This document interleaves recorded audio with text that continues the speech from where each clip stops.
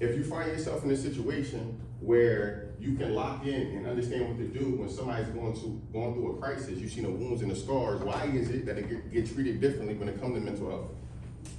If that same severe car accident, the car is totaled, people are sitting there bloody, wound, glass all over the place, smoke, they can't breathe, you don't know if they're gonna survive. Imagine that same level of crash, but you put it into a person's mind. So instead of the trauma unit, they got trauma in their head because of verbal abuse.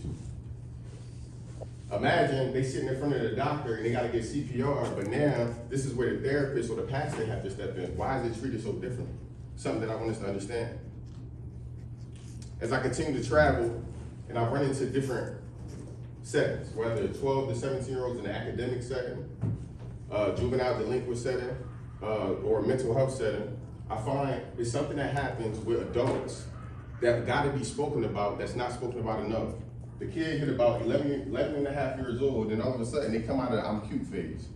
We start talking to them a little different, a little bit more aggressive, we're a little bit more assertive. And then we put them in a situation where identity crisis start to take place, right? And here's why, right? Pay attention to this. This is very important. Something I noticed. We either put them in a situation where we tell them, stay in a child's place, or we tell them, you grown enough to make your own decisions. So imagine if I'm in a circumstance where I'm with my grandma and she's saying, stay in the child's place. And then I go to my mom saying, you gotta start making grown up decisions. I'm 12 years old, what you mean? I then breeds overachievers. I wanna make my grandma happy. I wanna make my mom happy. But in a situation like that, they telling me to go to college. What if college not my thing? What if I'm an average C student and Mom, you know I've been trying hard to get my math together and I just can't. But I'm great at public speaking. But every time that I talk as a young person, they tell me, be quiet, stay in the child's place. Wait a minute, why you ain't put me in public speaking classes? I would have been a motivational speaker one day. These are things that we don't think about.